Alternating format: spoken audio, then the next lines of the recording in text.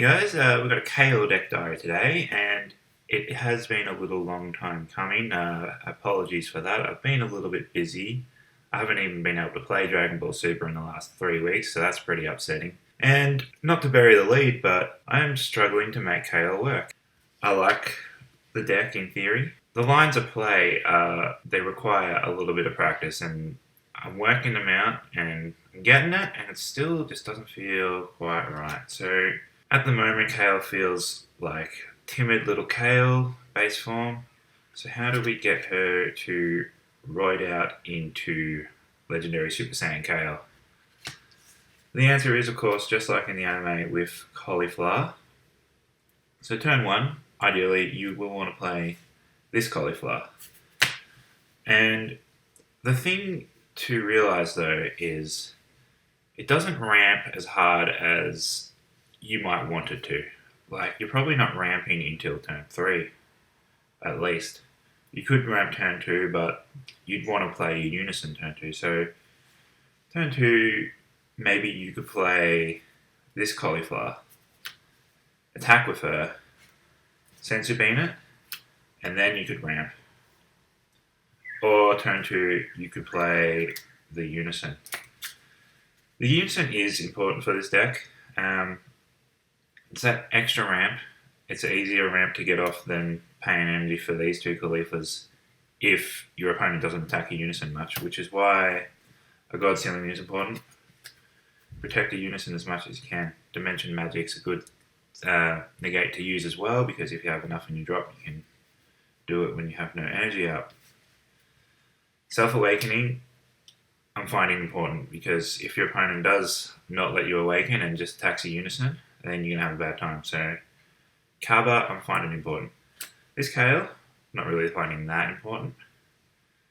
This Kefla, I'm mostly getting out through my Unison. I'm not really paying energy to fuse with her.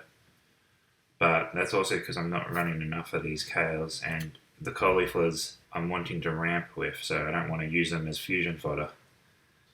And so, in case I can't get this Kefla into the 8-drop Kefla, I'm putting a couple of these in, so I have yellow energy. These two combo with, so I have yellow combo to arrival out this if I need to. Although ideally you'd get her out by using this Kale. And then we've got this Unison, which is, a strong Unison. You've got enough energy to play it, so you might as well after you've ramped with the Cauliflower Unison. And then Kale, Rampaging Demon is probably the most important card for the deck, because this is your target. This is why you're ramping towards 7 energy, so you can play this. And then I put in a couple of Ultra Instinct Kamehamehas, because I'm finding I don't want to combo my hand away. So it's a fun deck, but I'm just not finding it strong enough. It requires a little bit more practice, and maybe the build isn't quite right yet. It takes a different headspace, I think, from most other decks.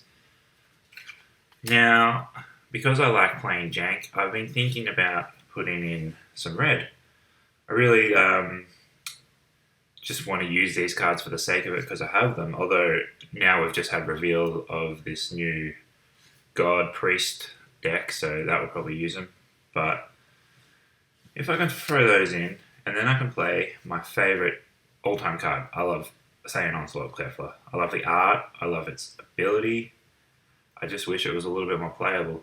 3 energy doesn't sound like too much, but Universe 6 has been blue and yellow for a long time now, so red Universe 6 hasn't been the way to go. So if we're going to play red-blue, what's the point? So because the Cauliflowers are locking us into Universe 6 stuff, the idea would probably be for red-blue extra cards. So combination attack is always a great choice in a red-blue deck. I've got this Phantom Fist card, which is kind of, in a way, like playing Aegis. So that might be useful if you tap out, but I only have one copy of it, so maybe not. And then we've got Sleepy Boy Technique, which is a great negate. And for the mono red cards that we would consider using. We've got Dauntless Kale, which can be played for free with a cauliflower out. So you play the 1-drop cauliflower, then play this for free, block with it, and then it'll be in the drop, ready to make this have no energy exhaust. And because we have enough energy to spare, we also have Kale Frenzied Sister, which is pretty strong blocker. It's you attack with it and it will restand and it will be a 20k blocker on your opponent's turn. So I'm going to try that. I don't know if it will work, but I might as well, because Kale isn't really feeling right for me yet.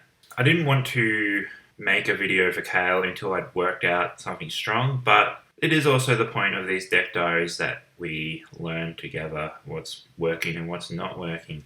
So I'm going to try a build with that and see how it goes, and I'll report back when I have something strong. Okay, I'll see you guys next time.